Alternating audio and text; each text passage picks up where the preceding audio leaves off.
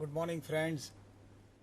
આજે આપણે આપણી અકાઉન્ટન્સીની સિરીઝમાં જે વિદ્યાર્થીઓ કોમર્સ કોલેજની અંદર એડવાન્સ એકાઉન્ટિંગ એન્ડ ઓડિટિંગ એ મુખ્ય વિષય સાથે અભ્યાસ કરી રહ્યા છે, એમના થર્ડ યર બીકોમ કોર્સમાં અથવા એમના ફાઇનલ યરની અંદર જે બે એમણે એકાઉન્ટન્સીના પેપરનો અભ્યાસ કરવાનો છે, પેપર 4 અને પેપર 5, એ પૈકી પેપર 5ની અંદર જે ખૂબ અગત્યનું ચેપ્ટર છે એની આપણે આજે ચર્ચા કરવા જઈ રહ્યા છીએ. આ જે ચેપ્ટર છે એ આપણે સળંગ 3 લેક્ચર દરમિયાન આપણે એનો અભ્યાસ કરવાના છીએ, એટલે આ 3 લેક્ચરની આપણી સિરીઝ રહેશે. આ ચેપ્ટરનું નામ છે રોકડ પ્રવાહ પત્રક. તો આજે આપણે શીખવાના છીએ જેને અંગ્રેજીમાં કહેવાય છે કેશ ફ્લો સ્ટેટમેન્ટ. પણ તમને એવું લાગે કે આ ચેપ્ટર કેમ અગત્યનું છે, તો ભારતની અંદર દરેક કંપનીઓ માટે એ જે વાર્ષિક હિસાબો તૈયાર કરે, એટલે કે ઉત્પાદન ખાતું, વેપાર ખાતું, નફા નુકસાન ખાતું, નફા નુકસાન ફાળવણી દર્શાવતું પત્રક, અને છેલ્લે તૈયાર કરે એમનું પાકું સરવૈયું, આ તો એમણે એમના શેરહોલ્ડરો અને અલગ અલગ એજન્સીઓ સમક્ષ એમણે રજૂ કરવાનું છે. આ પબ્લિશ્ડ અકાઉન્ટ્સ છે. પણ એની સાથે જ એમણે એકાઉન્ટિંગ સ્ટાન્ડર્ડ 3 પ્રમાણે, એટલે કે હિસાબોનું જે ધોરણો છે એ હિસાબી ધોરણો નંબર 3 પ્રમાણે એમણે પાછલા વર્ષ દરમિયાન કે જે સમયગાળાના હિસાબો રજૂ કરી રહ્યા છે એ સમયગાળા દરમિયાન જે રોકડનો પ્રવાહ ધંધામાં થયો હોય, કંપનીમાં થયો હોય, એનું પણ એક ચોક્કસ ફોર્મેટની અંદર નક્કી કરેલા પત્રક પ્રમાણે એમણે આ રોકડ પ્રવાહ પત્રક તૈયાર કરી અને હિસાબો સાથે રજૂ કરવું ફરજિયાત છે. એટલે આ ભારતની દરેક કંપનીઓ માટે એકાઉન્ટિંગ સ્ટાન્ડર્ડ 3 પ્રમાણે જ રોકડ પ્રવાહ પત્રક તૈયાર કરવું ફરજિયાત છે. તો આપણે આ 3 લેક્ચરની સિરીઝમાં આ સંપૂર્ણ વિગત આપણે ડિટેલમાં ચર્ચા કરવાના છીએ. અને થિયરીની ચર્ચા કર્યા પછી આપણો એવો પણ પ્રયત્ન રહેશે કે એક એવો એક્ઝામ્પલ આપણે ગણીશું કે જેની અંદર લગભગ તમામ વિગતો સંકળાઈ જાય, કે જેથી તમને બહુ જ સરળતાથી કોઈ પણ પ્રકારના પ્રશ્ન અથવા એક્ઝામ્પલ પૂછાય, એમાં કોઈ પણ વિગતો આપી હોય તો તમે બહુ સરળતાથી સમજી શકો અને એક્ઝામ્પલ ગણી શકો. તો આપણો એક આવો પ્રયત્ન છે. જુઓ, આપના સ્ક્રીન ઉપર હવે આપણે શરૂઆત કરીએ છીએ. આપણા ચેપ્ટરનું નામ છે રોકડ પ્રવાહ પત્રક. એટલે હું તમને ત્રણેય શબ્દોના જુદા જુદા અર્થ કહું છું. પહેલા રોકડ, પછી પ્રવાહ કોને કહેવાય, અને પછી જોઈએ પત્રક અથવા સ્ટેટમેન્ટ કેવી રીતે તૈયાર કરવામાં આવે છે. તો સૌથી પહેલો પાર્ટ કે રોકડ. તો અહીંયા રોકડ એટલે ફક્ત હાથ ઉપરની રોકડ સિલક નહીં, પણ રોકડ અને બેંક સિલક બંને. એટલે હાથ ઉપરની રોકડ સિલક વત્તા બેંક સિલકનું જે સમ અથવા ટોટલ થાય એને આપણે રોકડ કહીએ છીએ. કારણ કે આપણા બેંક એકાઉન્ટમાં પછી એ ચાલુ ખાતું હોય કે એ બચત ખાતું હોય, એમાં જમા રકમ આપણે ગમે ત્યારે વિડ્રો કરી શકીએ છીએ. એટલે બેંક સિલક જે છે એને એઝ ગુડ એઝ કેશ ગણવામાં આવે છે. એટલે અહીંયા આપણે રોકડ સિલક જ્યારે ગણીશું ત્યારે રોકડ અને બેંક સિલક બંનેનું ટોટલ લઈશું. સાથે તમને એ પણ પ્રશ્ન થાય કે આપણું બેંકની અંદર જો ચાલુ ખાતું હોય તો એ ચાલુ ખાતામાં પોઝિટિવ અથવા નેગેટિવ બે પ્રકારના બેલેન્સ હોઈ શકે. આઈ રિપીટ, આપણા ચાલુ ખાતાની અંદર જો આપણી રકમ જમા હોય તો એને સિલક કહેવાય. આપણે એને ઉધાર બાકી તરીકે સરવૈયાની અંદર મિલકત અને લેણા બાજુ બતાવીએ છીએ. પણ બેંક આપણને જ આપણા ચાલુ ખાતામાં જે રકમ આપણી જમા હોય એના કરતાં વધુ રકમ ઉપાડવાની સગવડ આપે, જેને આપણે કહીએ છીએ બેંક ઓવરડ્રાફ્ટ. એ બેંક ઓવરડ્રાફ્ટ જો જમા રકમ કરતાં આપણે વધારે રકમ ઉપાડી હોય, બેંક ઓવરડ્રાફ્ટનો લાભ લીધો હોય, તો એ આપણા ચાલુ ખાતાનું નેગેટિવ બેલેન્સ સૂચવે છે. એટલે અહીંયા બેંક સિલક જો હોય તો એમાં જો જમા રકમ હોય તો એ સિલક કહેવાય, બેંક સિલક બને. અને જમા રકમ કરતાં વધુ રકમ આપણે જો ઉપાડી હોય તો એને કહેવાશે બેંક ઓવરડ્રાફ્ટ.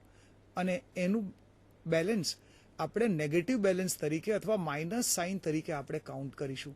એટલે માનો કે અહીંયા રોકડ સિલક 50,000 રૂપિયા છે અને બેંક સિલક આપી છે 30,000 રૂપિયા, તો આપણા નિયમ પ્રમાણે 50 + 30 80,000 રૂપિયા રોકડ સિલક ગણીશું. પણ માનો કે 50,000 રૂપિયા હાથ ઉપરની રોકડ સિલક આપી છે અને 12,000 રૂપિયાનો બેંક ઓવરડ્રાફ્ટ આપ્યો છે, તો 50,000 રૂપિયાની રોકડ સિલકમાંથી આપણે 12,000 રૂપિયાનો ઓવરડ્રાફ્ટ એ આપણી ફિગર માઇનસ કરીશું અને આપણે રોકડ શિલક તરીકે રિમેનિંગ એમાઉન્ટ અથવા બાકીના 38,000 રૂપિયા બતાવીશું. એટલે અહીંયા રોકડ અને બેંક શિલક, અગેન એમાં જમા બાકી અથવા ઓવરડ્રાફ્ટ જે કંઈ વિગત આપણને આપી હોય એના પરિણામને આપણે રોકડ શિલક તરીકે ગણીશું. એટલે આ આપણે વ્યાખ્યા જોઈ રોકડ કોને કહીશું તે. બીજો પ્રશ્ન છે આપણો કે આપણે પ્રવાહ કોને કહીએ છીએ. જેમ નદીમાં એક પ્રવાહ હોય, કોઈ પ્રવાહીની અંદર પ્રવાહી એક તરફથી જતું હોય, આપણે સામાન્ય રીતે એવું માનીએ છીએ કે એક તરફથી આવક હોય અને એ એક દિશામાં એની ચોક્કસ ગતિ હોય તો એને આપણે પ્રવાહ કહીએ છીએ. પણ ખરેખર ડિક્શનરી મિનિંગમાં પ્રવાહ એટલે આવક અને જાવક બંને. એટલે અહીંયા જે આપણે સ્ટેટમેન્ટ તૈયાર કરવાનું છે એ આપણે જે સમયગાળાના વાર્ષિક હિસાબો અથવા હિસાબો તૈયાર કર્યા છે એ સમયગાળા દરમિયાન થયેલા તમામ વ્યવહારોમાં જે કોઈ રોકડની આવક થઈ હોય અને રોકડની જાવક થઈ હોય એને આપણે પ્રવાહ ગણીશું. એટલે અહીંયા જે આપણે સ્ટેટમેન્ટ તૈયાર કરીશું એ આવક અને જાવકના બંને પ્રકારના વ્યવહારોના આધારે તૈયાર થશે. એટલે અહીંયા પ્રવાહ એટલે ફક્ત આવક અથવા ફક્ત જાવક નહીં, રોકડની પ્રાપ્તિ અને રોકડની ચૂકવણી બંનેને આપણે ધ્યાનમાં લઈને આ સ્ટેટમેન્ટ આપણે તૈયાર કરવાના છીએ. અને થર્ડ પાર્ટ છે પત્રક. આ જે આપણે પત્રક તૈયાર કરીએ છીએ એ પત્રક એકદમ લોજિકલ છે. આપણે જ્યારે આજે ચર્ચા કરીશું ત્યારે તમને એવું ચોક્કસ ખ્યાલ આવશે કે આ તો આમાં કશું યાદ રાખવા જેવું છે જ નહીં. આ એક કુદરતી ક્રમ છે. ધંધો શરૂ કરવામાં આવે અને જે આર્થિક વ્યવહારો થાય એ જ ક્રમની અંદર એક સમજદાર માણસ, એક દીર્ઘદ્રષ્ટિવાળો માણસ અથવા મેનેજર અથવા એક વિઝડમવાળો માણસ કઈ રીતે પોતાના હિસાબો પત્રકમાં રજૂ કરી શકે એનું એક લોજિક છે. અને એ જ લોજિકને બેઝ તરીકે લઈને આ પત્રકનું ફોર્મેટ તૈયાર કરવામાં આવ્યું છે કે જેથી કોઈ બીકોમ ડિગ્રી કે બીબીએ અથવા એમકોમ કે સીએ ડિગ્રી ધરાવતો વ્યક્તિ ન હોય અથવા એકાઉન્ટન્સીનું જેની પાસે નોલેજ નથી એવી વ્યક્તિ પણ પોતાના નિર્ણયો લેવા માટે આ સ્ટેટમેન્ટમાં જે ફિગરો આપવામાં આવી હોય એ ફિગર્સનો સરળતાથી ઉપયોગ કરી શકે, એને સમજી શકે અને એ ડેટા પોતાના નિર્ણયની અંદર અથવા નિર્ણય ઘડતરની પ્રક્રિયામાં યોગ્ય નિર્ણય લઈ શકાય તે માટે એ ઉપયોગમાં લઈ શકે. એટલે આપણું જે પત્રક છે એક લોજિકલ ક્રમમાં એક વિઝડમવાળો માણસ કઈ રીતે વિચારે છે, કઈ રીતે એની એન્ટ્રી કરે છે એના આધારે તૈયાર થયેલું છે. તો એ પછી હવે આપણે શરૂઆત કરીએ. 3 વિગતો જોઈ, રોકડ કોને કહેવાય, પ્રવાહ કોને કહેવાય અને પત્રક કોને કહેવાય.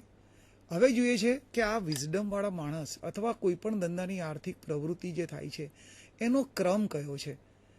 તમે 11th સ્ટાન્ડર્ડથી અથવા તમે જ્યારે કોમર્સ જોઈન કર્યું ત્યારથી તમે જાણો છો કે કોઈ પણ ધંધાની શરૂઆત કરવામાં આવે તો સૌથી પહેલાં ધંધાના માલિકો ધંધાની અંદર મૂડી લાવે છે. અહીંયા આપણે એવું સમજીએ છીએ કે માલિક જે રકમ ધંધામાં રોકે છે એને જ મૂડી કહેવાય. પણ જો હું આપને આપના બોર્ડ ઉપર બતાવું છું કે મૂડી શબ્દનો અર્થ શું થાય છે. જો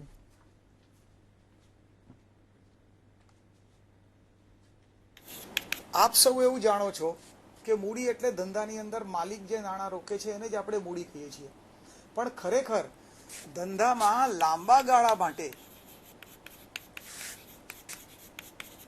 જે રકમનું રોકાણ કરવામાં આવ્યું છે એ રકમને મૂડી કહેવામાં આવે છે. એટલે જે રકમ ધંધામાં લાંબા ગાળા માટે ઇન્વેસ્ટ થઈ છે એ રકમને મૂડી કહેવાય. અગેન એના 2 ભાગ પડે કે આ મૂડી કોના દ્વારા મેળવવામાં આવી છે અથવા એ મૂડીનું આપણા ધંધામાં કોણે રોકાણ કર્યું છે.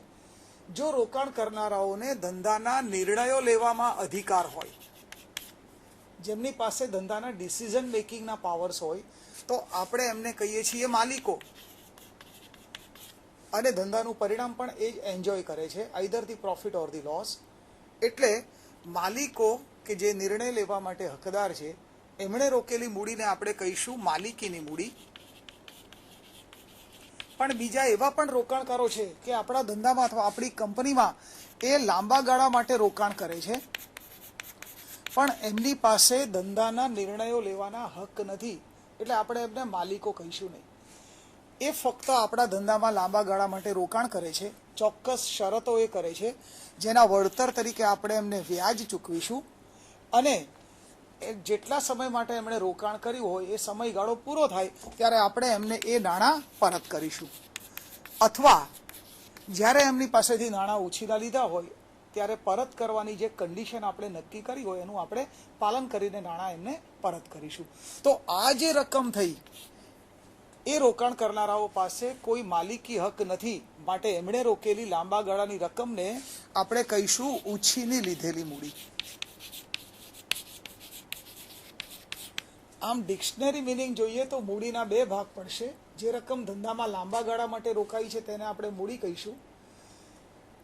રોકાણ કરનારાઓને નિર્ણય લેવાનો અધિકાર મળ્યો હોય તો આપણે એમને માલિકો કહીએ છીએ, અને એ માલિકો જોખમ ઉઠાવે છે, નફાનું રિઝલ્ટ પણ એ એન્જોય કરે છે, તો એમને આપણે કહીશું માલિકોની મૂડી. જેમણે ધંધામાં લાંબા ગાળા માટે ઇન્વેસ્ટમેન્ટ કર્યું છે પણ આપણે એમને કોઈ માલિકી હક અથવા નિર્ણય લેવાનો અધિકાર આપ્યો નથી, તો આપણે એમને પરત તરીકે વ્યાજ અને એનું મૂળ રકમ પરત કરીશું. તો આપણે એમની પાસેથી મેળવેલી રકમને કહીશું ઉછીની લીધેલી મૂડી. એટલે આ બંને રકમનું સમ અથવા ટોટલ કરીએ, આઈ રિપીટ, માલિકોની મૂડી અને લાંબા ગાળા માટે ઉછીની લીધેલી મૂડી, એ બંનેનું સમ કરીએ એને મૂડી કહેવાય. અગેન આપણે જોઈએ કે કંપની સ્વરૂપની અંદર માલિકીની મૂડી બે પ્રકારની હોય. એક ઇક્વિટી શેર હોલ્ડરોએ રોકેલી રકમ જેને કહીએ છીએ આપણે ઇક્વિટી શેર મૂડી, અને બીજા પ્રેફરન્સ શેર હોલ્ડરોએ રોકેલી મૂડી જેને આપણે કહીએ છીએ પ્રેફરન્સ શેર મૂડી. એટલે અગેન ઇક્વિટી શેર મૂડી અને પ્રેફરન્સ શેર મૂડી એ માલિકીની મૂડી બનશે. સેમ વે એ જ રીતે ઉછીને લીધેલી મૂડી પણ અથવા લાંબા ગાળા માટે નાણાં ઉછીના લેવા માટે આપણી પાસે બે નાણાકીય સાધનો અથવા ફાઇનાન્શિયલ ઇન્સ્ટ્રુમેન્ટ્સ છે. એકને કહીએ છીએ આપણે ડિબેન્ચર. કંપની ડિબેન્ચર્સ બહાર પાડીને પણ નાણાં ઉછીના લાંબા ગાળા માટે મેળવી શકે. અને બીજું ફાઇનાન્શિયલ ઇન્સ્ટ્રુમેન્ટ છે બેંક લોન. બેંક આપણને ધંધા માટે લાંબા ગાળા માટે આપણી નાણાકીય જરૂરિયાત સંતોષવા માટે આપણને જે લોન આપે that is known as bank loan. તો અહીંયા કુલ 4 રકમો થઈ. ઇક્વિટી અને પ્રેફરન્સ એ માલિકોની મૂડી બની, ડિબેન્ચર્સ અને બેંક લોન એ ઉછીની લીધેલી મૂડી બની, અને આ બંનેનું સમ અથવા ટોટલ કરીએ એને આપણે મૂડી કહીશું. અગેન તમારા સ્ક્રીન પર જુઓ,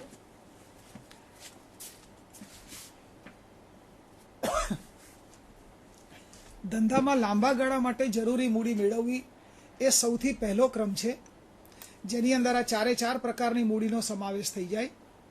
આ રીતે લાંબા ગાળા માટે જે રકમ પ્રાપ્ત કરવામાં આવી છે એનું લાંબા ગાળા માટે લાભ મળે તેવી મિલકતો જેને આપણે કહીએ છીએ કાયમી મિલકતો, એ કાયમી મિલકતોની અંદર એનું રોકાણ કરવામાં આવે. પછી આવી કાયમી મિલકતો દ્રશ્ય કાયમી મિલકતો હોય અથવા અદ્રશ્ય હોય. It may be the goodwill, એ પાઘડી પણ હોઈ શકે, પેટન્ટ અથવા ટ્રેડમાર્ક પણ હોઈ શકે, કે જે આપણને લાંબા ગાળા માટે લાભ આપે તેવી કાયમી મિલકતો છે, પરંતુ એ અદ્રશ્ય મિલકતો છે. તો આપણી પહેલી પ્રવૃત્તિ હોય કે લાંબા ગાળા માટે રોકાણ કરવાની જરૂરી મૂડી પ્રાપ્ત કરવી. એ પ્રાપ્ત કરેલી મૂડીનું આપણે લાંબા ગાળા માટે લાભ મળે તેવી કાયમી મિલકતો, પછી એ દ્રશ્ય હોય કે અદ્રશ્ય, એ વાસ્તવિક હોય કે અવાસ્તવિક, એ મિલકતોની અંદર આપણે રોકાણ કરીએ. આમ કરવાથી આપણે હવે ધંધાની શરૂઆત કરી શકીએ. અને ત્યાર પછીનો ત્રીજો ક્રમ સૌથી મહત્વનો, ધંધાની મુખ્ય પ્રવૃત્તિ સાથે જોડાયેલ ચાલુ મિલકતો આપણે પ્રાપ્ત કરીએ, ખરીદીએ, અને એ ચાલુ મિલકતો ખરીદવા માટે આપણે કેટલાક દેવા કરીએ જેને આપણે કહીએ છીએ ટૂંકા ગાળાના દેવા, અથવા ચાલુ મિલકતોની ખરીદી કરવા માટે કરેલા દેવા માટે એ દેવાને કહીએ છીએ આપણે ચાલુ દેવા. આઈ રિપીટ, એટલે આ એક ક્રમ છે કે જે સમયના ક્રમની અંદર અને વ્યવહારોના ક્રમની અંદર, આ જ ક્રમની અંદર આપણે ધંધાકીય પ્રવૃત્તિઓ કરીએ છીએ. અને આ જ ક્રમ વિઝડમની જ્યારે આપણે ચર્ચા કરીશું ત્યારે આપણે આ ક્રમ કેવી રીતે બદલાય છે એ આપણે ચર્ચામાં લેવાના છીએ. તો ફરીવાર જો તમારા સ્ક્રીન પર ધંધાકીય આર્થિક પ્રવૃત્તિનો આ ક્રમ છે. સૌથી પહેલાં ધંધામાં રોકાણ કરવા માટે લાંબા ગાળા માટે જે નાણાંની જરૂર હોય એ રકમ પ્રાપ્ત કરવામાં આવે, એને આપણે મૂડી કહીએ છીએ. એ મૂડી બે પ્રકારની હોય, માલિકીની મૂડી અને ઉછીની લીધેલી મૂડી. માલિકીની મૂડીમાં કંપની સ્વરૂપની અંદર ઇક્વિટી શેર મૂડી અને પ્રેફરન્સ શેર મૂડી આવે. ઉછીની લીધેલી મૂડીની અંદર અગેઇન બે રકમ ડિબેન્ચર અને બેંક લોન આવે. આ 4 રકમ મૂડી ગણાશે. આ રીતે મેળવેલી લાંબા ગાળાની મૂડીનું લાંબા ગાળા માટે લાભ મળે તેવી કાયમી મિલકતોમાં રોકાણ કરવામાં આવે, એ આપણા ધંધાની બીજી પ્રવૃત્તિ બનશે. આ કાયમી મિલકતો દ્રશ્ય પણ હોઈ શકે અથવા અદ્રશ્ય પણ હોઈ શકે, એ વાસ્તવિક પણ હોઈ શકે અથવા અવાસ્તવિક પણ હોઈ શકે. પણ જે મિલકતો આપણને 1 વર્ષ કરતાં વધુ સમય માટે લાભ આપવાની છે એને આપણે કાયમી મિલકતો ગણીશું. અને લાંબા ગાળા માટે મેળવેલી રકમ અથવા મૂડીનું આપણે આવી કાયમી મિલકતોમાં રોકાણ કરીને ધંધાની શરૂઆત કરીશું. હવે ધંધો શરૂ કરવાનો હોય ત્યારે આપણે ધંધાની જે કોઈ મુખ્ય પ્રવૃત્તિ હોય, કાચા માલ ઉપર પ્રક્રિયા કરીને આપણે તૈયાર માલ બનાવવાના હોઈએ અથવા તૈયાર માલની જથ્થાબંધ ખરીદી કરીને આપણે એનું રિટેલમાં અથવા સેમી હોલસેલમાં આપણે વેચાણ કરવાના હોઈએ, એટલે કે ઉત્પાદનની અથવા વેપારની પ્રવૃત્તિ આપણે કરવાના હોઈએ, તો એ આપણી મુખ્ય પ્રવૃત્તિ ગણાય. અને એ પ્રવૃત્તિ માટે આપણે જેની જરૂર હોય એવી આપણે મિલકતો ખરીદીએ કે જેના આધારે આપણો ધંધો રોજબરોજના આર્થિક વ્યવહારો કરવાનો છે, જે આપણા ધંધાની મુખ્ય પ્રવૃત્તિ છે. તો એ ધંધાની મુખ્ય પ્રવૃત્તિ રોજબરોજના વ્યવહારોમાં જે મિલકતોનો આપણે ઉપયોગ કરીએ છીએ એ મિલકતોના આધારે ધંધો ચાલે છે, ધંધો ગતિ મારે છે, રોલ થાય છે, ટર્નઓવર થાય છે. માટે એવી મિલકતોને આપણે ચાલુ મિલકતો કહીશું, જેની અંદર રોકડ અને બેંક સિલક આવે, ધંધાનો સ્ટોક આવે, દેવાદારો આવે, લેણી હુંડી આવે. તો આ બધા પ્રકારની આપણી ચાલુ મિલકતો છે. પરંતુ આવી ચાલુ મિલકતો પ્રાપ્ત કરવા અથવા ખરીદી કરવા માટે આપણે જો કોઈ ટૂંકા ગાળાનું દેવું કર્યું હોય, માનો કે આપણે સ્ટોક ખરીદ્યો અને એ સ્ટોક ખરીદો એ આપણે ઉધાર ખરીદી કરી છે, જેનું પેમેન્ટ આપણે 2 મહિના પછી કરવાના છીએ, તો અગેઇન ઉધાર ખરીદી દ્વારા સ્ટોક અથવા ચાલુ મિલકત ઉપર અસર થશે, સાથે એ ઉધાર ખરીદી કરી હોવાના કારણે આપણું લેણદારો નામનું દેવું વધશે. તો એ જે લેણદારો અથવા દેવી હુંડી અથવા બેંક ઓવરડ્રાફ્ટ અથવા ચૂકવવાના બાકી ખર્ચાઓ એ આપણી ચાલુ મિલકત અથવા ધંધાના રોજબરોજના વ્યવહારો સાથે સંકળાયેલું દેવું હોવાના કારણે આપણે એને ચાલુ દેવું કહીશું. તો આ આપણા ધંધાની ત્રીજી પ્રવૃત્તિ થાય અને આમ કરવાથી આપણો ધંધો શરૂ થશે, આપણો ધંધો વધશે. હવે જુઓ આપના સ્ક્રીન પર દ્વિનોંધી નામા પદ્ધતિમાં આપણે કેવી રીતે વ્યવહારોની નોંધ કરીએ છીએ આ સમજવું થોડુંક જરૂરી એટલા માટે છે કે આપણે આજના લેક્ચરમાં કેટલાક વિશિષ્ટ પ્રકારના ટ્રાન્ઝેક્શન્સ જોવાના છીએ કે જે આપણે સમજ્યા છીએ હિસાબો તૈયાર કરવામાં, એના કરતાં રોકડ પ્રવાહ પત્રકની અંદર એની કેટલીક જુદી અસર થાય છે. દ્વિનોંધી નામા પદ્ધતિમાં વર્ષ દરમિયાન થયેલા આર્થિક વ્યવહારોની પહેલાં આપણે આમ નોંધ લખીએ છીએ, ત્યાર પછી ખાતા વહીમાં ખતવણી કરીએ છીએ વર્ષ દરમિયાન. વર્ષના અંતે આ ખાતા વહીના બધા ખાતાઓ બંધ કરીએ છીએ, એટલે કેટલાક ખાતાઓ આપોઆપ બંધ થઈ જાય, કેટલાક ખાતાઓ બેલેન્સ બતાવે, એ બેલેન્સ ઉપરથી આપણે કાચું સરવૈયું તૈયાર કરીએ છીએ અને આપણે એ જાણવા માંગીએ છીએ કાચું સરવૈયું તૈયાર કરીને કે અત્યાર સુધી આપણે વર્ષ દરમિયાન જે હિસાબો લખ્યા છે અથવા જે હિસાબી ચોપડાઓમાં વિગતો નોંધ કરી છે એ એમાં કોઈ ભૂલ થઈ છે કે નહીં. એટલે જો કાચું સરવૈયું ટેલી થાય તો આપણને ખબર પડે કે વર્ષ દરમિયાન લખાયેલા હિસાબો યોગ્ય રીતે લખાયા છે અને એ ભૂલ વગરના છે. આ કાચા સરવૈયા ઉપર આપણે કેટલાક હવાલાઓની અસર આપીએ છીએ, જે તમે આગળ 12મા ધોરણમાં અને એસવાય બીકોમમાં શીખી ગયા છો. એના આધારે આપણે વાર્ષિક હિસાબો તૈયાર કરીએ છીએ અને વાર્ષિક હિસાબો જો કંપની ઉત્પાદન કરતી હોય તો ઉત્પાદન ખાતું બને, જેના ઉપરથી આપણને ઉત્પાદનની પડતર મળે. એ ઉત્પાદનની પડતર વેપાર ખાતે લઈ જવામાં આવે, જેના પરિણામ સ્વરૂપે આપણને કાચો નફો કે કાચી ખોટ મળે. એ કાચો નફો કે કાચી ખોટ નનું ખાતે લઈ જવામાં આવે, જેના પરિણામ સ્વરૂપે આપણને કર બાદનો ચોખ્ખો નફો મળે. લેટર ઓન આપણે એ શીખવાના છીએ.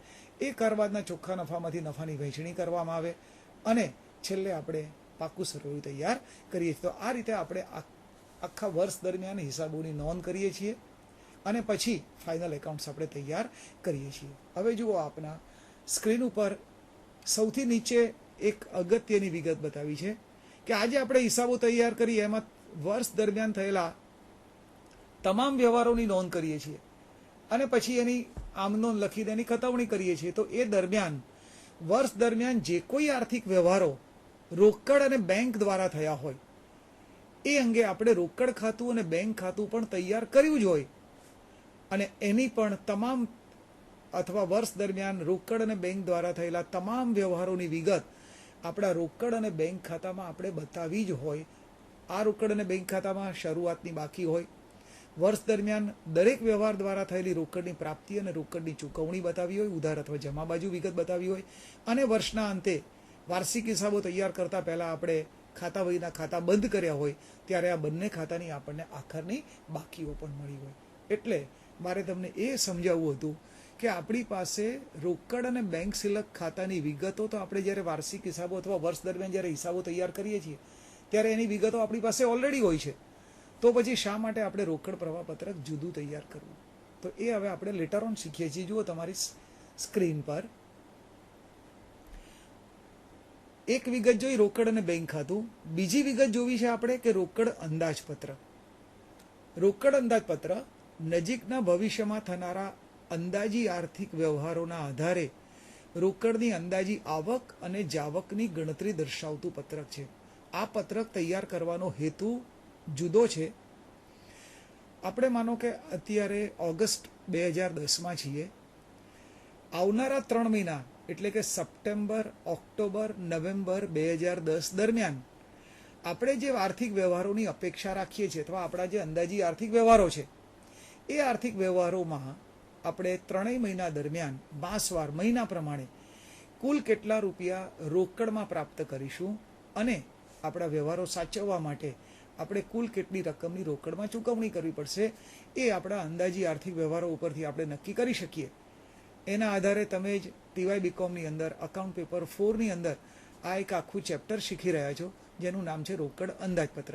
તો રોકડ અંદાજપત્ર ભવિષ્યમાં થનારા આર્થિક વ્યવહારોનો અંદાજ બાંધવામાં આવે છે અને એના ઉપરથી મહિના પ્રમાણે કેટલા રોકડની પ્રાપ્તિ થશે અને કેટલી ચૂકવણી થશે એના આધારે તૈયાર કરવામાં આવે છે. અને આ પત્રક તૈયાર કરવાનો હેતુ એ છે કે આવનારા સમયની અંદર આપણા ધંધામાં ફાજલ રોકડ રહેવાની છે કે નાણાકીય વ્યવહાર કરવા માટે અથવા રોકડની ચૂકવણી કરવા માટે આપણી પાસે રોકડ ખૂટવાની છે એ આપણે એ સમય આવે તે અગાઉ જાણી શકીએ અને એનું આપણે પ્રોપર ફાઇનાન્શિયલ અથવા કેશ મેનેજમેન્ટ કરી શકીએ.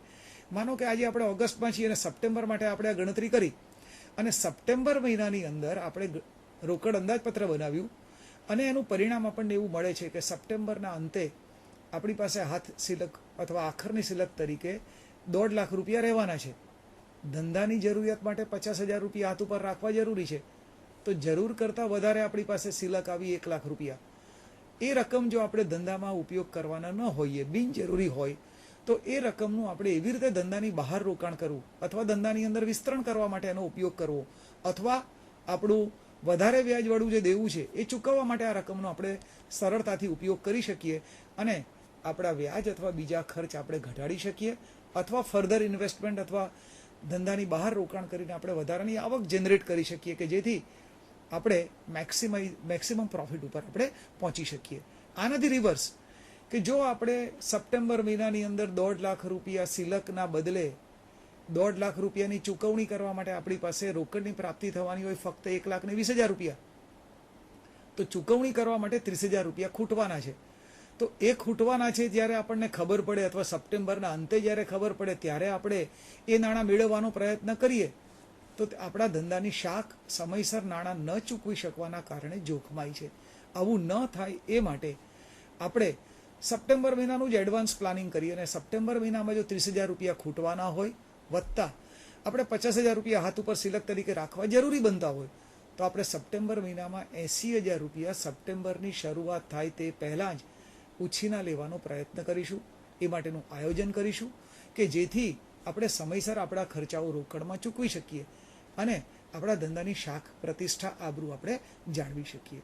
એટલે આ બંને હેતુ છે. નાણાં ફાજલ રહેતા હોય તો એનું બીજે ઇન્વેસ્ટમેન્ટ કરીને વધારાની આવક મેળવી શકાય અને જો રોકડ રકમ ખૂટે એવી શક્યતા હોય તો એ સમય શરૂ થાય તે પહેલાં આપણે નાણાંની પ્રાપ્તિ કરી શકીએ કે જેથી આપણી શાખ જાળવી શકીએ. તો આ હેતુ માટે આપણે રોકડ અંદાજપત્ર તૈયાર કરીએ છીએ. એટલે બે વિગતો જોઈએ, એક રોકડ ખાતું અને બેંક ખાતું, એ આપણા ખરેખર વ્યવહારોનું પરિણામ બતાવે છે. બીજું જોયું કે વર્ષ અથવા સમયગાળો શરૂ થવાનો હોય એ પહેલાં આપણે અંદાજી વ્યવહારો ઉપરથી અંદાજપત્ર તૈયાર કરીએ છીએ જેને આપણે કહીએ છીએ કેશ બજેટ અથવા રોકડ અંદાજપત્ર. એનો એક હેતુ જુદો છે અને આ એનો ત્રીજો ભાગ જે છે એ આપણે આજે શીખવા જઈ રહ્યા છીએ તે રોકડ પ્રવાહ પત્રક. જુઓ આપના સ્ક્રીન પર રોકડ અને બેંક ખાતું વર્ષ દરમિયાન થયેલા વ્યવહારો ઉપરથી તૈયાર થાય જેમાં ખર્ચ, આવક, નફાની વહેંચણી, મૂડી અને મિલકતોમાં થયેલ રોકડ વ્યવહારો તમામ વિગતો બતાવે છે. હવે જોઈએ છીએ રોકડ પ્રવાહ પત્રક. નાણાકીય વર્ષ દરમિયાન કઈ પ્રવૃત્તિમાંથી કેટલી રોકડની ચોખ્ખી પ્રાપ્તિ કે ચૂકવણી થઈ તે અલગથી બતાવે છે. આપણે રોકડ ખાતું અથવા બેંક ખાતું જોઈએ તો વર્ષ દરમિયાન થયેલા બધા વ્યવહારો સમયના ક્રમમાં આપણે જોડ્યા છે અથવા નોંધ્યા છે અને અલગ અલગ નોંધ્યા છે. એટલે નંબર ઓફ ટ્રાન્ઝેક્શન્સ આપણે રોકડ અને બેંક ખાતામાં નોંધ્યા છે. એના ઉપરથી આપણને એવી માહિતી ન મળે કે કઈ પ્રવૃત્તિમાંથી આપણને કેટલા રૂપિયાની આઈધર રોકડની પ્રાપ્તિ થઈ કે કેટલી રોકડની ચૂકવણી કરી, કારણ કે બધા વ્યવહારો આપણે સમયના ક્રમની અંદર નોંધ્યા છે. પણ રોકડ અંદાજપત્ર એ તો અંદાજી વ્યવહારો ઉપરથી તૈયાર થાય છે. એ આપણને હકીકત અથવા સાચું કે વાસ્તવિક પરિણામ બતાવતા નથી.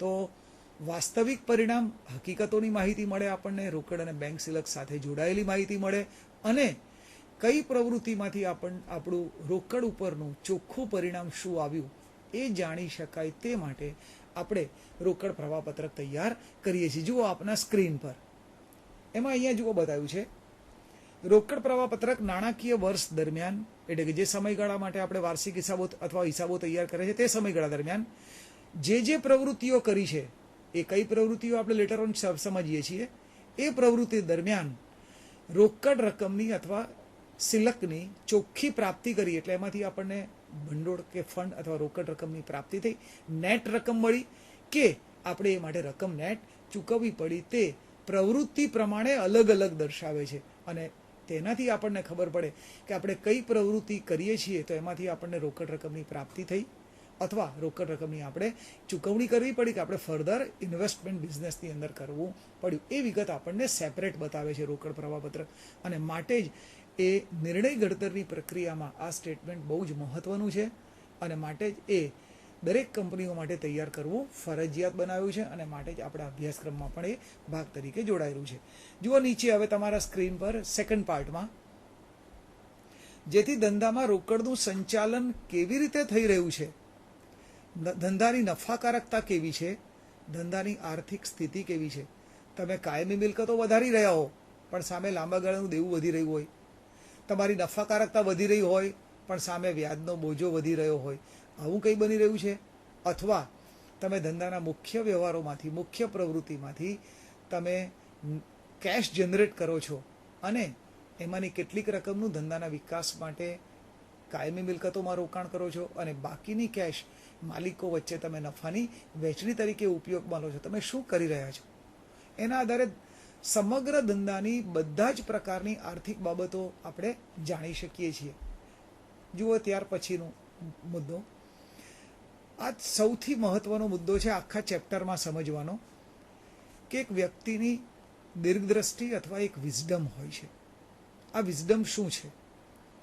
ધંધાની મુખ્ય પ્રવૃત્તિમાંથી ધંધાએ રોકડ બચાવવી જોઈએ. આઈ રિપીટ, ધંધાની મુખ્ય પ્રવૃત્તિ અથવા તમારી કામગીરી કહેવાય ધંધાની, એમાં આપણે રોકડનું સંચાલન એવી રીતે કરીએ કે જેથી સમગ્ર વર્ષ દરમિયાન મુખ્ય પ્રવૃત્તિમાંથી આપણને જે રોકડની પ્રાપ્તિ થાય એમાંથી મુખ્ય પ્રવૃત્તિ સાથે સંકળાયેલા વ્યવહારોની રોકડની ચૂકવણી આપણે બાદ કરીએ તો આપણી પાસે કેટલીક રોકડ રકમ વધવી જોઈએ. આ બહુ જ મહત્વનો મુદ્દો છે, અને આ આપણું વિઝડમ અથવા આપણી દીર્ઘદ્રષ્ટિ છે. એટલે ધંધાની મુખ્ય પ્રવૃત્તિમાંથી રોકડ બચાવવી જોઈએ, એ પહેલો પાર્ટ છે. આ બચાવેલી રકમનું શું કરવાનું, અને આ બચાવેલી રકમમાંથી ધંધાના વિકાસ માટે કાયમી મિલકતોમાં તેનું રોકાણ કરવું જોઈએ કે જેના કારણે માલિકો પાસેથી અથવા ઉછીની લીધેલી લાંબા ગાળાની મૂડી મેળવ્યા વગર આપણે ધંધાનું અથવા બચાવેલી રોકડનું ધંધામાં પુનઃ રોકાણ કરીએ અને ધંધાનો વિકાસ સરળતાથી કરી શકીએ. એટલે રીઇન્વેસ્ટમેન્ટ કરીએ છીએ આપણે. તો આ બીજો મુદ્દો મહત્વનો છે. એટલે ધંધાના મુખ્ય વ્યવહારોમાંથી, પ્રવૃત્તિમાંથી રોકડ બચાવવી, બચાવેલી રોકડમાંથી કેટલીક રકમનું ધંધાના વિકાસ કે વિસ્તરણ માટે કાયમી મિલકતોમાં એનું પુનઃ રોકાણ કરવું, અને હવે આપણી પાસે જે રોકડ રકમ વધે એમાંથી ધંધાના માલિકો અને જેમની પાસેથી આપણે લાંબા ગાળા માટે નાણાં ઉછીના લીધા છે એમને આપણે વળતર આપવાનું. તો આ ધંધાનું અથવા ધંધાદારી વ્યક્તિનું અથવા આ સામાન્ય વ્યક્તિનું પણ આ વિઝડમ કે આ દીર્ઘદ્રષ્ટિ કહેવાય. અને આ વિઝડમ જો તમને સમજાય તો આ પત્રક આ જ વિઝડમ ઉપર બેઝ થયેલું છે. એટલે આપણે 3 ભાગની અંદર વિઝડમ જોયું. ફર્સ્ટ, મુખ્ય પ્રવૃત્તિમાંથી રોકડ બચાવવી જોઈએ, બચાવેલી રોકડમાંથી ધંધાના વિકાસ કે વિસ્તરણ માટે કાયમી મિલકતોમાં એનું કેટલીક રકમનું રોકાણ કરવું જોઈએ, અને બાકીની જે રોકડ વધી છે એનું દેવું સમયસર ચૂકવી શકાય, અને મૂડી પૂરી પાડનારાઓને ધંધાના પરિણામમાંથી અપેક્ષિત વળતર આપવા માટે બાકીની રોકડ રકમનો ઉપયોગ કરવો જોઈએ. આ આપણું વિઝડમ છે. હવે જુઓ આપના સ્ક્રીન પર, આમ ધંધાના આર્થિક વ્યવહારોને મુખ્ય 3 પ્રવૃત્તિ સાથે સાંકળી શકાય. આ જ આપણું આખું ફોર્મેટ છે પત્રકનું. પહેલી પ્રવૃત્તિ છે આપણી કે મુખ્ય અથવા આપણી જે કામગીરી છે એમાંથી આપણે કેટલી રોકડ જનરેટ કરીએ, તો એ આપણી પહેલી પ્રવૃત્તિ બની, મુખ્ય અથવા કામગીરી પ્રવૃત્તિ. બીજી પ્રવૃત્તિ થઈ કાયમી મિલકતોમાં રોકાણ કરીએ છીએ, અને ત્રીજી પ્રવૃત્તિ થઈ લાંબા ગાળા માટે રોકાણ કરવા માટે જરૂરી મૂડી પ્રાપ્ત કરવી, એમને વળતર આપવું અને સમયસર આપણે એમને નાણાં પરત કરવા. તો ધંધાની મુખ્ય 3 પ્રવૃત્તિઓ જ હોઈ શકે. પહેલી પ્રવૃત્તિ મુખ્ય અથવા કામગીરી પ્રવૃત્તિ, બીજી પ્રવૃત્તિ કાયમી મિલકતોમાં રોકાણની પ્રવૃત્તિ, અને ત્રીજી પ્રવૃત્તિ નાણાકીય પ્રવૃત્તિ, જેની અંદર લાંબા ગાળા માટે રકમ પ્રાપ્ત કરવી, મૂડી પ્રાપ્ત કરવી, એમના રોકાણકારોને વળતર આપવું અને સમયસર નાણાંની ચૂકવણી કરવી. તો આ 3 પ્રવૃત્તિના આધારે જ આપણું રોકડ પ્રવાહ પત્રકનું ફોર્મેટ તૈયાર થયેલું છે. જુઓ આ રોકડ પ્રવાહ પત્રક. વર્ષની શરૂઆતની રોકડ અને બેંક સિલક આપણે લખીશું. એમાં આ 3 પ્રવૃત્તિમાંથી પ્રાપ્ત થયેલા રોકડની ચોખ્ખી રકમ બતાવીશું. એ હું તમને લોજિકલ શીખવાડું છું. પહેલી પ્રવૃત્તિ છે આપણી મુખ્ય પ્રવૃત્તિ અથવા કામગીરી પ્રવૃત્તિ. તો વર્ષ દરમિયાન આપણે જે ધંધાના મુખ્ય વ્યવહારો અથવા મુખ્ય પ્રવૃત્તિ કરી છે એમાંથી આપણને ચોખ્ખી રોકડ રકમ કેટલી મળી. વર્ષ દરમિયાનની મુખ્ય પ્રવૃત્તિના ઘણા બધા ટ્રાન્ઝેક્શન્સ આપણે રોકડમાં કર્યા હોય અથવા એ સિવાય કર્યા હોય, એ તમામ ટ્રાન્ઝેક્શન્સમાંથી આપણને ચોખ્ખી રોકડ રકમની કેટલી પ્રાપ્તિ થઈ એ જાણવા માટે આપણે ફર્સ્ટ પ્રવૃત્તિ આપણે ત્યાં બતાવીશું. ધંધાની મુખ્ય પ્રવૃત્તિમાંથી ઉદ્ભવતો અથવા પ્રાપ્ત થતો, પછી એ પોઝિટિવ પણ હોઈ શકે, નેગેટિવ પણ હોઈ શકે, વોટ એવર ઇટ મે બી, પણ જે રકમ છે અથવા જે પ્રવાહ છે એ ચોખ્ખો રોકડ પ્રવાહ. એટલે માનો કે કોઈ એક વ્યવહાર આપ્યો હોય અથવા એક કોઈક પ્રવૃત્તિનો ભાગ હોય, એ પ્રવૃત્તિ દરમિયાન વર્ષ દરમિયાન ઘણા બધા ટ્રાન્ઝેક્શન્સ થયા હોય, પણ અંતિમ પરિણામ એનું રોકડ ઉપર શું અસર બતાવે છે એ એકમાત્ર ચોખ્ખી અસર આપણે આ પત્રકમાં ઉપયોગમાં લેવાના છીએ. બીજી પ્રવૃત્તિ છે આપણી કાયમી મિલકતોમાં રોકાણની પ્રવૃત્તિમાંથી ઉદ્ભવતો ચોખ્ખો રોકડ પ્રવાહ. અને થર્ડ પાર્ટની અંદર આપણે અસર આપવાના છીએ નાણાકીય પ્રવૃત્તિ. અગેઇન લાંબા ગાળા માટેની મૂડી એ નાણાકીય પ્રવૃત્તિનો ભાગ છે, એમાંથી ઉદ્ભવતો ચોખ્ખો રોકડ પ્રવાહ આપણે ધ્યાનમાં લઈશું. અને પછી જો આપણી ગણતરી બરોબર પરફેક્ટલી હોય તો આપણને આપેલા બેલેન્સ શીટની અંદર આખરના સરવૈયાની અંદર જે રોકડ અને બેંક સિલક આપી હોય એ અહીંયા આપણને આપોઆપ ટેલી થશે. કારણ કે રોકડ પ્રવાહ પત્રક એ બીજું કંઈ જ નથી. આપણે વર્ષ દરમિયાન જે રોકડ અને બેંક ખાતું બનાવ્યું છે એમાં સમયના ક્રમમાં બધા જ વ્યવહારો અલગ અલગ નોંધ્યા છે. એ જ રોકડના વ્યવહારોને આપણે અહીંયા ફક્ત જુદા સ્વરૂપે રજૂ કરીએ છીએ, પત્રક સ્વરૂપે રજૂ કરીએ છીએ, અને તમામ વ્યવહારો અલગ અલગ દર્શાવવાના બદલે એની એક નેટ ઇમ્પેક્ટ, ચોખ્ખી અસર આપણે બતાવીએ છીએ, અને એ તમામ વ્યવહારોને આપણે 3 પ્રવૃત્તિમાં વહેંચી દઈએ છીએ. એટલે આ પણ એક પ્રકાર, જો તમે સમજો તો આ પણ એક પ્રકારનું રોકડ અને બેંક ખાતું છે, પણ એ સમયના ક્રમમાં અને બધા જ વ્યવહારો દર્શાવવાના બદલે એની ચોખ્ખી અસર રોકડ પરની અને 3 પ્રવૃત્તિમાં એની આપણે વહેંચણી કે ફાળવણી કરીને આપણે તૈયાર કરીએ છીએ. એટલે આપણે જે રોકડ પ્રવાહ પત્રક તૈયાર કરવાના છીએ આ જ ફોર્મેટમાં અથવા આ ક્રમમાં તૈયાર કરવાના છીએ. આ બની ગયું આપણું રોકડ પ્રવાહ પત્રકનું ફોર્મેટ. એટલે તમારે ઘણા વિદ્યાર્થીઓ આવી રીતે યાદ રાખે છે કે રોકડ પ્રવાહ પત્રક એટલે આ જ 3 ક્રમની અંદર આપણે પ્રવૃત્તિઓ લખવાની. પણ આ એક વિઝડમ છે આપણું વ્યક્તિનું, સંચાલકનું અથવા માલિકનું, અને એ વિઝડમને જ ફોલો કરીને આ પત્રક તૈયાર કરવામાં આવ્યું છે. એટલે વિઝડમ બહુ મહત્વનું. તમને સમજાય તો આ પછી પ્રવૃત્તિઓના ક્રમ યાદ રાખવાની કંઈ જરૂર પડશે નહીં. એ પછી જોઈએ હવે આપણે રોકડ ખાતું. જુઓ તો એની વચ્ચે મેં તફાવત બતાવ્યો છે આપને. મારો પ્રયત્ન એ છે કે રોકડ ખાતું અને રોકડ પ્રવાહ પત્રક વચ્ચે શું તફાવત છે. વર્ષ દરમિયાન સમયના ક્રમમાં થયેલા તમામ વ્યવહારોની વિગતો બતાવે, પણ રોકડ પ્રવાહ પત્રક વર્ષ દરમિયાન થયેલા 3 પ્રવૃત્તિના વ્યવહારોનું ફક્ત ચોખ્ખું પરિણામ બતાવે છે. બાકી બંને રોકડ સાથે સંકળાયેલા વ્યવહારોનું જ આઉટકમ છે. એટલે બંને એક જ પ્રકારના વ્યવહારો, એક જ વ્યવહારો ઉપરથી તૈયાર થાય છે, પણ બંને એકની અંદર તમને સમયના ક્રમની અંદર થયેલા બધા વ્યવહારોની માહિતી મળે છે રોકડ ખાતાની અંદર, જ્યારે રોકડ પ્રવાહપત્રકની અંદર એ જ વ્યવહારોની ચોખ્ખી અસર રોકડ પરની જાણવા મળે છે અને એ અસર અથવા એ વ્યવહારોને આપણે 3 પ્રવૃત્તિમાં અલગ અલગ બતાવીએ છીએ. આજે આપણે શીખવાના છીએ આ ચેપ્ટરની મધ્યમાં કે કેટલાક વિશિષ્ટ પ્રકારના વ્યવહારો છે કે જે આપણે સમજીએ છીએ એના કરતાં એની કેટલીક અસરો જુદી હોય છે. જુઓ, આપના સ્ક્રીન પર મેં અલગ અલગ વ્યવહારો દર્શાવ્યા છે. સૌથી પહેલો વ્યવહાર છે આવકવેરાની ફાળવણી અને આવકવેરાની ચૂકવણી. અહીંયા તમે જે વાર્ષિક હિસાબો તૈયાર કરવાનું શીખ્યા, એસવાય બીકોમની અંદર કંપનીના વાર્ષિક હિસાબો તમે પેપર 2ની અંદર શીખ્યા. આ આર્થિક વ્યવહારો અથવા વાર્ષિક હિસાબો આપણે તૈયાર કરીએ છીએ, એમાં નફા નુકસાનનું પત્રક બનાવીએ છીએ. એની અંદર આપણને મળે છે કરવેરા પહેલાંનો નફો, એમાંથી આપણે નિયત દરે જે તે વર્ષમાં આવકવેરાનો જે દર લાગુ પડતો હોય એ આ ઇન્કમટેક્સ એક્ટના અનુસંધાને જેટલી આવકવેરાની આપણી જવાબદારી ઉપસ્થિત થતી હોય એટલી રકમ આપણે નફામાંથી ફાળવીએ છીએ. આઈ રિપીટ, જુઓ હું અહીંયા આપને બોર્ડ ઉપર બતાવું કે આપણે જ્યારે ગણતરી કરીએ છીએ ત્યારે અથવા આપણે જ્યારે હિસાબો તૈયાર કરીએ છીએ ત્યારે આપણને મળે છે કર બાદનો ચોખ્ખો નફો, જેને આપણે કહીએ છીએ પ્રોફિટ બિફોર ટેક્સ. એમાંથી આ જે નફો થતો હોય એમાંથી આવકવેરાની જે રકમ થતી હોય, જે કોઈ નિયમ લાગુ પડતો હોય અથવા જે જવાબદારી ઉપસ્થિત થતી હોય એ આવકવેરાની રકમની આપણે નફામાંથી ફાળવણી કરીએ છીએ અને એ પછી જે નફો બાકી રહે એને આપણે કહીએ છીએ કર બાદનો ચોખ્ખો નફો. અને આ નફો જ માલિકો વચ્ચે મૂડી તરીકે વહેંચી શકાય અને પછી આપણે નફાની વહેંચણી બતાવીએ છીએ.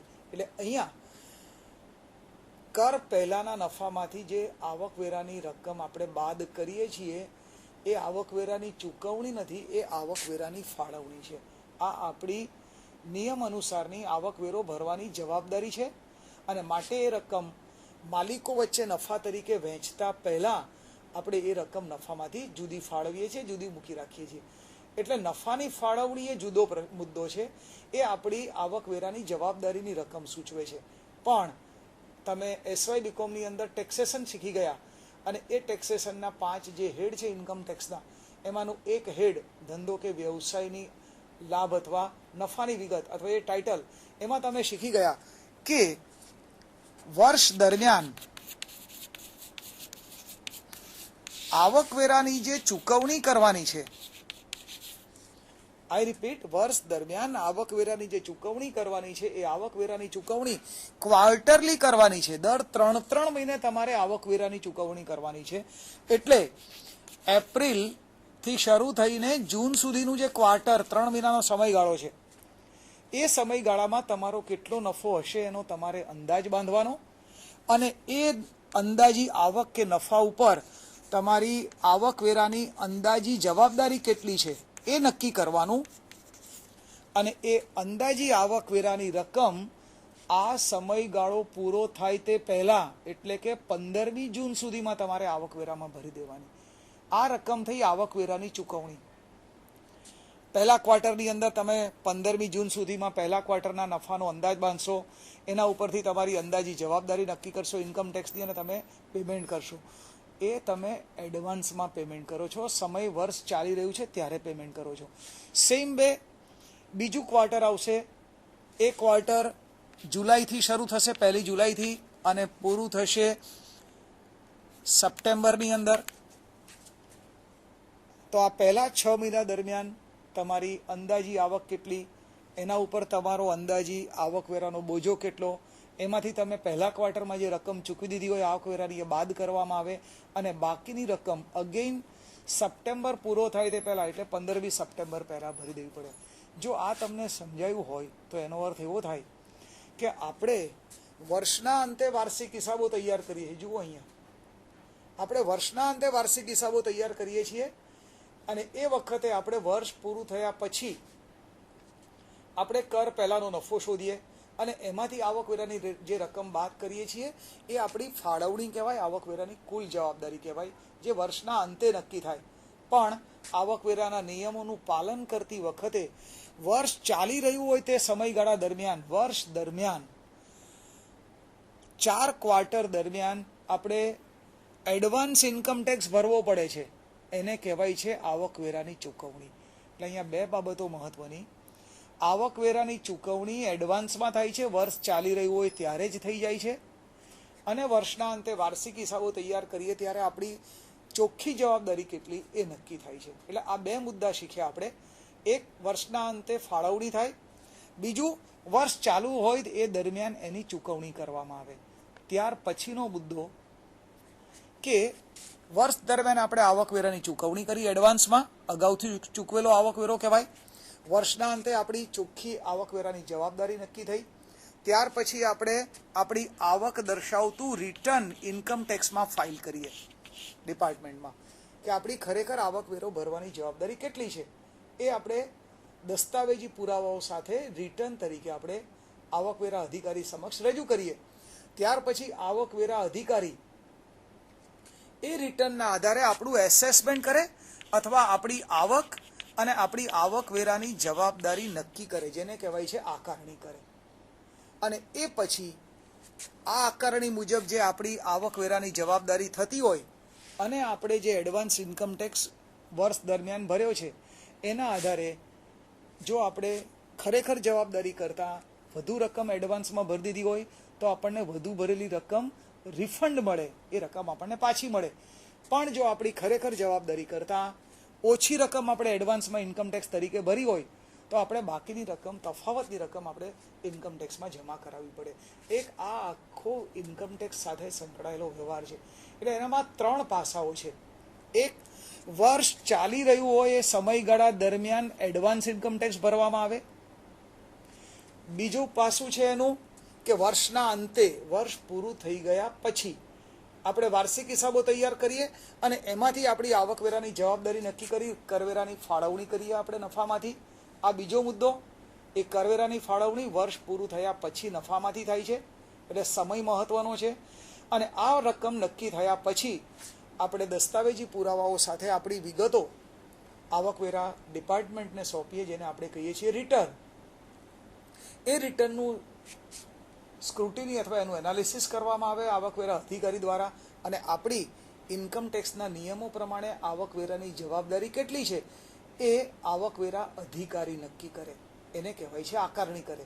અને આ રીતે આકારણી જે થઈ હોય તે રકમ અને આપણે જે રકમ એડવાન્સમાં વર્ષ દરમિયાન ચૂકવી છે તે રકમ, જો ઓછી ચૂકવણી કરી હોય તો તફાવતની રકમ આપણે વધારાની જમા કરાવવાની રહેશે. પણ જો આપણી જવાબદારી કરતાં આપણે વધુ રકમ ભરી દીધી હોય તો આપણે વધારે ભરેલી રકમ આપણને ઇન્કમ ટેક્સમાંથી રિફંડ તરીકે પાછી મળશે. એટલે આ 3 મુદ્દાઓ મહત્વના છે. એક, વર્ષ દરમિયાન એડવાન્સ પેમેન્ટ કરવામાં આવે છે. બીજા ભાગની અંદર વર્ષના અંતે વાર્ષિક હિસાબો તૈયાર કર્યા પછી આવકવેરાની રકમ નક્કી કરીને એની નફામાંથી ફાળવણી કરવામાં આવે છે. ફાળવણી કર્યા પછી રિટર્ન ભરવામાં આવે છે. એ રિટર્નના આધારે આવકવેરા અધિકારી આકારણી કરે છે અને એ આકારણી થયા પછી આઈધર આપણે વધારાની રકમ ભરવાની હોય છે અથવા જો જવાબદારી કરતાં વધારે રકમ ભરી હોય તો આપણને રિફંડ મળે છે. હવે જુઓ આપના સ્ક્રીન પર ત્યાર પછીનો મુદ્દો, બીજો મુદ્દો, અનામત અને જોગવાઈ ખાતે ફાળવણી અને તેનો આપણે ઉપયોગ કરીએ છીએ. જેમ આપણી વ્યક્તિઓનું જીવન અનિશ્ચિત છે, ભવિષ્ય અનિશ્ચિત છે, એમ દરેક ધંધાનું ભવિષ્ય પણ અનિશ્ચિત છે. એ અનિશ્ચિતતા સામે રક્ષણ મેળવવા માટે આપણે નફામાંથી કોઈ રકમ જુદી ફાળવી હોય તો આપણે એને અનામત કહીએ છીએ. એ જ રીતે ભવિષ્યની અંદર આપણે દેવું ચૂકવવાની આપણી ચોક્કસ જવાબદારી હોય, એ ભવિષ્યની દેવાની જવાબદારી સરળતાથી આપણે ચૂકવી શકીએ. એ માટે નવું દેવું કરવું ન પડે, આપણો વ્યાજનો બોજો લાંબા સમય સુધી ચાલુ ન રહે, આપણી આર્થિક પરિસ્થિતિ સુધરે. એ માટે આપણે દર વર્ષના નફામાંથી અમુક રકમ જુદી મૂકી રાખીએ અને એ એકત્રિત થયેલી રકમ જ્યારે આપણે દેવું ચૂકવવાનો સમય આવે ત્યારે એનો ઉપયોગ કરીને એ દેવું સરળતાથી ચૂકવી શકીએ કે જેથી ધંધાની રોકડ પ્રવાહિતા ઉપર પણ અસર ન થાય. તો આ આપણે શીખવાના છીએ કે અનામત અને જોગવાઈની રકમ નફામાંથી ફાળવવામાં આવે છે. જુઓ અહીંયા બોર્ડ ઉપર મેં તમને બતાવ્યું, જુઓ બોર્ડ ઉપર, જેમાં આપણે જોયું કે કર પહેલાનો નફો હોય એમાંથી આવકવેરાની રકમ આપણે બાદ કરીએ, એ પછી આપણને કર બાદનો ચોખ્ખો નફો મળે. આટલો નફો હવે આપણે માલિકો વચ્ચે વહેંચી શકીએ. પણ આ જે નફો આપણે માલિકો વચ્ચે વહેંચીએ એ પૈકી કેટલીક રકમ આપણે અનામત એટલે ભવિષ્યની સુનિશ્ચિતતા માટે આપણે રકમ જુદી મૂકી રાખીએ, રિઝર્વ્સ કહીએ છીએ આપણે. ભવિષ્યના દેવાની સરળ ચૂકવણી માટે ઉપયોગમાં લઈ શકાય એ માટે આપણે કેટલીક રકમની જોગવાઈઓ કરીએ છીએ. અને પછી જે નફો બાકી રહે એ જ નફો આપણે માલિકો વચ્ચે વહેંચીએ છીએ. અગેન માલિકો બે પ્રકારના, પ્રેફરન્સ શેરહોલ્ડરો અને ઇક્વિટી શેરહોલ્ડરો. જેમાં આપ સૌ જાણો છો કે પ્રેફરન્સ શેરહોલ્ડરોને નફામાં ભાગ લેવાનો પ્રથમ અધિકાર છે. તો પહેલાં પ્રેફરન્સ શેરહોલ્ડરોને નફામાં ભાગ તરીકે ડિવિડન્ડ ચૂકવાશે, જેને કહીએ છીએ પ્રેફરન્સ ડિવિડન્ડ. બાકીના નફામાંથી ઇક્વિટી શેરહોલ્ડરોને વળતર ચૂકવાય, જેને કહેવાય ઇક્વિટી ડિવિડન્ડ. અને આ પછી પણ જો કોઈ નફો વહેંચાયા વગરનો બાકી રહે તો એને આપણે કહીએ છીએ વર્ષના અંતે નફા નુકસાન ખાતાની બાકી અથવા નફા નુકસાન ખાતાની આખરની બાકી નહીં વહેંચાયેલા નફા તરીકે એને અનામત અને વધારાના શીર્ષક નીચે આપણે સરવૈયામાં દર્શાવીએ છીએ. ફરી આવીએ આપણે આપણા સ્ક્રીન પર, જેની અંદર આપણે લખ્યું છે, જુઓ ત્રીજો મુદ્દો, વ્યાજની ચૂકવણી. આપણે લાંબા ગાળા માટે મૂડી પ્રાપ્ત કરી હોય અને એ ઉછીની રકમ મેળવી હોય તો એના ઉપર આપણે વ્યાજ ચૂકવવું પડે. પણ આ જે લાંબા ગાળા માટે નાણાં ઉછીના મેળવ્યા છે એ મૂડી છે અને માટે એ નાણાકીય પ્રવૃત્તિમાં એની અસર થાય. એટલે વ્યાજની જો આપણે ચૂકવણી કરી હોય, I am not talking about the interest on bank overdraft, એ ટૂંકા ગાળાનું દેવું છે.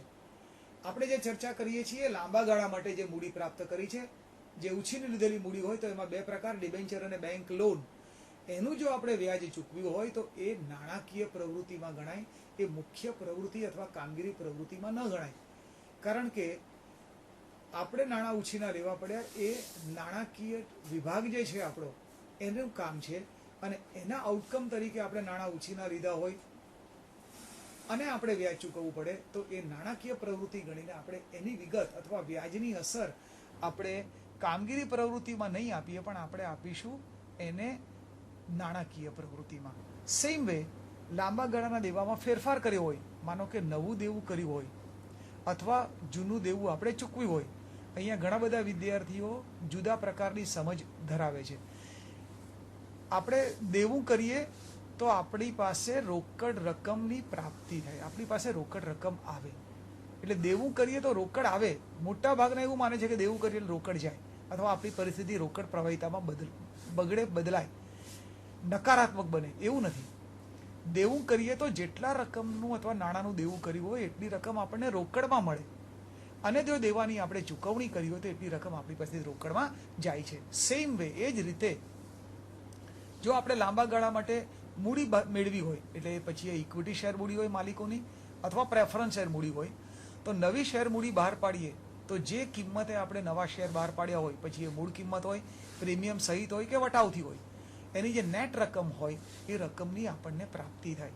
અને જો પ્રેફરન્સ શેર મૂડી આપણે પરત કરી હોય તો રોકડની ચૂકવણી થાય. જે મુદ્દો આપણે લેટર ઓન શીખવાના છીએ. એ પછીનો મુદ્દો તમારા સ્ક્રીન પર જુઓ. હવે કાયમી મિલકતોમાં ફેરફાર કર્યો હોય તો એ બીજી પ્રવૃત્તિ છે. બહુ સરળતાથી આપણે સમજી શક્યા કે આપણી બીજી પ્રવૃત્તિ છે કાયમી મિલકતોમાં રોકાણની પ્રવૃત્તિ. એટલે નવી કાયમી મિલકત ખરીદી હોય તો એ દ્વારા આપણે રોકડ સિલકની ચૂકવણી કરી હોય, અથવા આપણે કાયમી મિલકતનું વર્ષ દરમિયાન વેચાણ કર્યું હોય તો એની વેચાણ કિંમત જેટલી રકમ આપણને રોકડમાં મળે, નહીં કે એની ચોપડા કિંમત. એ આપણે આગળ શીખવાના છીએ. આ ઉપરાંત આપણે કાયમી મિલકતો ઉપર ઘસારો ગણીએ છીએ. કાયમી મિલકતો ઉપર અને કાયમી મિલકતો ઉપર ઘસારો ગણીએ છીએ ત્યારે ઘસારો ગણવાની પદ્ધતિ જુદી છે અને ઘસારો નોંધવાની પદ્ધતિ જુદી છે. આઈ રિપીટ, ઘસારો ગણવાની પદ્ધતિમાં તમે સીધી લીટીની પદ્ધતિ પ્રમાણે ઘસારો ગણો, ક્યારેક તમે ઘસારો ગણો છો એ ઘટતી જતી બાકી ઉપર ગણો છો. એન્યુઇટી મેથડ પ્રમાણે આપણે ઘસારો ગણીએ છીએ. એ ઘસારાની રકમ નક્કી કરવાની પદ્ધતિ છે. અહીંયા આપણે ચર્ચામાં મુદ્દો લઈએ છીએ ઘસારો નોંધવાની પદ્ધતિ, કે આપણે ઘસારાની રકમ તો નક્કી કરીએ કોઈ પણ મેથડ પ્રમાણે, પણ એને બુક્સ ઓફ અકાઉન્ટ્સમાં એને શો કેવી રીતે કરીએ છીએ. અને એ માટે હું અહીંયા જુઓ આપને બોર્ડ ઉપર બતાવું કે બંને મેથડ છે, એમાંની એક મેથડ એની અંદર કંઈક ખામી છે. માનો કે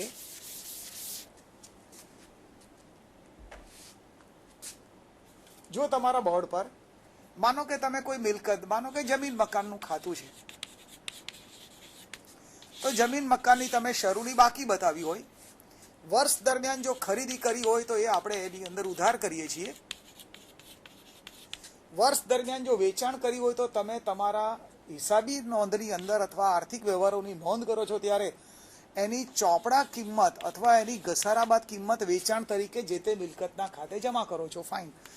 અને આ પછી શરૂઆતની બાકી વત્તા ખરીદી, એમાંથી વેચેલ જે મિલકત છે એની ઘસારા બાદ કિંમત બાદ કરો અને જે મિલકત બાકી રહે એના ઉપર તમે વર્ષનો ઘસારો ગણો છો. ઘસારો ગણો છો ત્યારે આપણે નોંધ કરીએ છીએ ઘસારા ખાતે ઉધાર તે જે તે મિલકત ખાતે જમા. તો આ ઘસારો નોંધવાની પહેલી પદ્ધતિ જેમાં ઘસારાની રકમ આપણે મિલકતની કિંમતમાંથી બાદ કરીએ છીએ. એનો અર્થ એ કે કાયમ માટે સરવૈયાની અંદર મિલકતો ઘસારા બાદ કિંમતે દર્શાવીએ છીએ. એટલે આ ઘસારો નોંધવાની પહેલી પદ્ધતિ છે કે જેમાં ઘસારાની રકમ મિલકત ખાતે જમા કરીએ છીએ અને મિલકતની બાકી આપણે ઘટાડી દઈએ છીએ. આમ કરવાથી સરવૈયામાં બતાવેલી મિલકત ઘસારા બાદ કિંમતે હોય છે. પણ પહેલા વર્ષમાં તો તમને આ એકાઉન્ટ ઉપરથી આ મિલકતની શરૂઆતની બાકી કે જે મૂળ કિંમત છે, પડતર કિંમત છે, એની માહિતી મળે. પણ બીજા, ત્રીજા કે ત્યાર પછીના કોઈ પણ વર્ષ દરમિયાન તમને આ મિલકત પડતર કિંમત કેટલી હતી એ બેલેન્સ શીટ ઉપર અથવા જે તે વર્ષના આ મિલકતના ખાતા ઉપરથી કદી ન મળે. ત્યાં તમને કાયમ માટે ઘસારા બાદ કિંમત જ મળે. આ મિલકતની પડતર કિંમત કેટલી હતી અને આજ સુધી આપણે કેટલો ઘસારો માંડી વાળ્યો છે, આ બંને વિગત આ પદ્ધતિમાં આપણને મળતી નથી. આપણને ખાલી એટલી જ વિગત મળે કે આ વર્ષની શરૂઆતમાં ઘસારા બાદ કિંમત કેટલી હતી અને આ વર્ષે ઘસારો કેટલો ગણ્યો, આ વર્ષના અંતે ઘસારા બાદ કિંમત કેટલી છે, આટલી જ માહિતી મળે. આ બે અગત્યની વિગત આપણને મળતી નથી. ફરીવાર, પહેલી પદ્ધતિની અંદર ઘસારા બાદ કિંમતે જ્યારે વિગત દર્શાવીએ ત્યારે ઘસારાની રકમ મિલકત ખાતે જમા કરીને મિલકતની કિંમતમાંથી બાદ કરીએ છીએ. અને આ પદ્ધતિની મોટામાં મોટી મર્યાદા જેમાં આપણને એની વર્ષની શરૂઆતની પડતર અથવા આખરની અથવા આજ સુધીના એકત્રિત ઘસારાની રકમ મળતી નથી. નેક્સ્ટ લેક્ચરની અંદર આપણે આ ઘસારો નોંધવાની બીજી પદ્ધતિ જે છે કે જેને આપણે કહીએ છીએ ઘસારાની રકમ મિલકત ખાતે જમા કરવાના બદલે એ માટે એક જુદું ખાતું ઊભું કરીશું જેને આપણે કહીએ છીએ ઘસારા ભંડોળ અથવા ઘસારાની જોગવાઈનું ખાતું. એટલે ઘસારાની રકમ મિલકત ખાતે જમા કરવાના બદલે એ રકમ ઘસારા ભંડોળ ખાતે આપણે જમા કરીએ અને જો આમ કરીએ તો કાયમ માટે ચોપડા ઉપર મિલકત એની મૂળ કિંમત અથવા પડતર કિંમતે રહે અને જ્યાં સુધી એ મિલકત આપણે હોલ્ડ કરી હોય કે ધારણ કરી હોય ત્યાં સુધી જેટલો આપણે ઘસારો સમગ્ર સમયગાળા દરમિયાન જે ઘસારો ગણ્યો હોય એ ઘસારાની એકત્રિત રકમ આપણને બેલેન્સ શીટમાં મળે. એટલે પહેલી પદ્ધતિની જે ખામી છે એ બીજી પદ્ધતિમાં દૂર થાય છે. માલિકો બેમાંથી કોઈ પણ પદ્ધતિનો ઉપયોગ કરી શકે. આપણે જ્યારે લેટર ઓન ચર્ચા કરવાના છીએ ત્યારે બંને મેથડ પ્રમાણે કેવી રીતે એનો ઉપયોગ થાય અથવા રોકડ પ્રવાહ પત્રક ઉપર એની કેવી રીતે અસર થાય એ આપણે શીખવાના છીએ. મિત્રો, આજનો સમય અહીંયા આપણો પૂરો થાય છે. આવતા શુક્રવારે અહીંયાથી જ આપણે આગળ વધીશું અને આ બીજી મેથડ પ્રમાણે એક નાનો આપણે સમ જોઈશું અને એના આધારે આપણે આગળ વધીશું. Thank you.